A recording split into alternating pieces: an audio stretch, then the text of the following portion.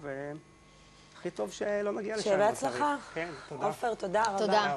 מירית, אני רוצה להציע עכשיו עסקת חבילה. שמה? יש עסק כזה שמלווה אותך, מהרגע שאת מחליטה לקנות דירה, ועד שאת מקבלת את המפתח ביד. נשמע טוב. כן, הכל חבילה. כן? תשמעי, אחרי השוקולד שפספסתי בהתחלה, כל חבילה שתציעי לי אני לוקחת עכשיו. לוקחת? את זה באמת כדאי לך לקחת. שלום ליאת. שלום ליאת. לא מוכרחה. ספרי לנו על העסק שלך לא לבד. לא לבד, זה למעשה ראשי תיבות של ליווי אישי לרכישת בית או דירה. שפה אנחנו ממש מביאות את התהליך הזה שנקרא רכישת דירה, שזה דבר מאוד מאוד מסובך ובעייתי, ומעורבים פה הרבה גורמים, אם זה לאחרי פרידה וגירושים, שהחוסר ביטחון ואין עם מי להתייעץ ועם מי לחלוק את הלבטים שלנו. ממש מהרגע שאני בכלל מחליטה שאני רוצה נכון, בית, מהרגע או אחרי שאני שמצאתי. מחליטה לרכוש דירה. גם כמובן הניהול המשא ומתן עם הקבלן או הקונה, לאחר הליווי של אותו לקוח מול הבנק למשכנתאות כמובן, ניהול המשא ומתן על הריביות, על מסלול שמתאים לנו, באמת כל אחד הוא אינדיבידואלי וכל אחד מסלול תשלומים אחר ומגוון מתאים לו.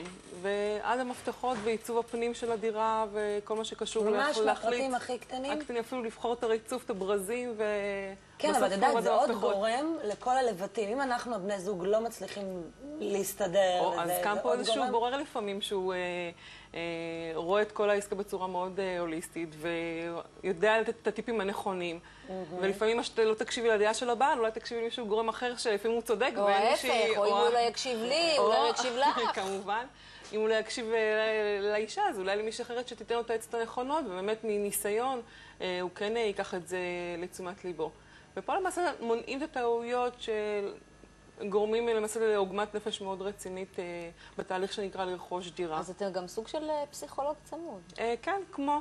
יש הרבה זוגות שמתלבטים ולא יודעים ולא מאמינים גם בעצמם שהם מסוגלים להיכנס לכזה תהליך של רכישת דירה ולא מאמינים בעצמם שהם יכולים להגיע לכזה פרויקט של החיים שלו שזה רכישת דירה. וזה יכול להוביל אגב לגירושים, כל הוויכוחים. כל דבר שיש בו משהו שצריך לעשות ביחד ומישהו צריך לקחת החלטה. ומי מגיע יותר, זוגות צעירים או מבוגרים? מי מגיע? מי מבקש את ה... זה גם וגם, זה מאוד תלוי. יש זוגות צעירים שזה באמת הנכס הראשון שהם קונים והם... כל הנתונים זה מההורים, ולא תמיד רוצים להקשיב להם, כי לא תמיד זה נכון לנו להקשיב. אתם הולכות גם לעשות את כל הבדיקה, למשל ההלוואה צריך מהבנק, והמשכנתא אם היא מתאימה לי. נכון, אנחנו ממש לוקחים מסלול, בונים את המסלול לתשלום שמתאים ללקוח, עושים השוואה בין הבנקים למשכנתאות, כמובן, הכל זה מכוח היום כל דבר נתון למשא ומתן. ולפעמים הזוגות לא יודעים שניתן להתמקח. נכון, נכון מאוד. אם זה המשא ומתן מול הבנקים, לעשות את השוואת מחירים, אם זה למשא ומתן מול הקבלן ולכופף אותו במחיר, וכמובן גם בתשלומים שיתאימו לנו, שאנחנו אולי ניקח להם המשכנתא בשלב מאוחר יותר, וככה נצליח לחסוך הרבה מאוד כסף נוכל להשלים את התהליך בצורה נוחה וטובה יותר. מה הם הקשיים הכי גדולים שאתם נתקלים או נתקלים בכלל בתהליך הזה? זה מאוד אינדיבידואלי. יש כאלה שמתקשים ממש לנהל את המשא ומתן עם הקבלן ולא יודעים בכלל שאפשר לשנות חוזה. יש כאלה שחושבים שזה ראה וקדש וזה מה שיש ואת זה חייבים לקחת. אבל זה לא נכון, בתקופה של היום יש אפשרות לנהל משא ומתן על התשלום של הדירה, על פריסת תשלומים. לאחר מכן עורך דין, שיבוא לצידי באמת יתאים את החוזה לצרכים שאני צריך, משהו שיגן עליי. לאחר מכן הבנקים, מישהו שיעזור באמת לתפור את המסלול תשלומים המתאים לי, ולא לבנק שיש לו איזשהו יתרון למסלול אחד כזה או אחר. לכל אחד מתאים משהו אחר. ואם בסוף החלטתי לקחת אתכם, ובסוף לא רכשתי את הדירה, מה קורה? אוקיי, קורים כאלה מקרים, יכול לקרות כזה מקרה. יש מצב שאת מציעה לי לא לקנות בית כי אני לא יכולה לעמוד בזה? כן, יש מקרה ראשוני בדרך כלל זה מתחיל ממש בהתחלה, שאנחנו עושים בדיקה ראשונית של התקציב, תשמעי, לא לכולם זה מתאים לרכוש דירה, מה שלמירית מתאים, נעמה לא יכול להתאים, עם ההון העצמי, התשלומים, המשכורת, ההתחייבות, ילדים, לא לכולם זה יכול להתאים לרכוש נכס. אז באמת אנחנו באות ורואות אם זה מתאים, לא מתאים, תשלומים שניתן לקבל, לפרוס את זה בצורה נוחה. אז מירית החליטה לא לקנות, מה קורה עם זה? בואו נחזור לזה שהחלטתי בסופו של דבר לא לרכוש את הדירה. מה את עושה? איך את מגנה על עצמך? איך את מנסה לעזור? אנחנו פשוט גובים התשלום לפי הליווי שנתתי עד אותו רגע שהחלטנו להרים ידיים ולצאת מכל התהליך. יש תשלום ראשוני לייעוץ הראשוני? בדרך כלל הייעוץ הראשוני הוא בחינם. אוקיי. בשביל זה קיים הייעוץ הראשוני, שאנחנו באמת בודקות את הנושא הזה, שאם באמת את יכולה להיכנס לכזה תהליך של רכישת דירה, זה דבר שהוא כלכלי מאוד כבד עלינו.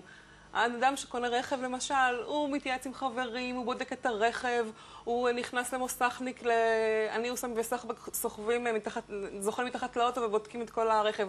אבל כשרוכשים דירה, אין תמיד מי להתייעץ, אין תמיד את האדם הנכון שיכול... 1,000 הגדרות מרכב, כן? כמובן, ופה כמובן מדובר בהרבה מאוד כסף, בהרבה מאוד עוגמת נפש שיכולה להיגרם, כי אם עושים חוזה לא נכון, או שעושים מסלול תשלומים לא נכון, שזה יכול ממש להביא לעוגמת נפש, ובעקבות זה כאן לפירוק החבילה, שלא עומדים בתשלומים כמו שצריך, או שהתקציב נשאר דל ומעט. כמה עולה לנו ליווי כזה שלך, מהסכום הכי מינימלי, אם החלטנו שאנחנו לא הולכים על זה, ועד המפתח? עד הסוף. התשלום יכול להתבצע משהו, אם זה מספר התחלתי של מפגשים, זה 400 שקלים, ואם זה שלב של כבר ממש ליווי עד המפתחות, שזה כולל ניהול משא ומתן עם הקבלן, ניהול משא ומתן עם העורך דין, תשלומים מול בנקים, אפילו מול נותני השירות, שזה הקרמיקה, ריצוף, התאורה בבית. אתן הולכות לבחור הכל? הולכות ובוחרות. תשמעי, העסקת חבילה הזו נשמעת לי. אני מציעה, אגב, להרחיב את היוזמה וללוות אותנו מהרגע שאנחנו מחליטים להביא ילד ועד שהוא מתגייס. או מהדייט הראשון עד לחתונה.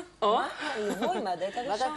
זה גם רעיון טוב. ואם לא זה, אז לפחות תלווי אותנו לפרסומות. תודה רבה. בבקשה. לפחות את זה. תודה, תודה לך. תודה רבה.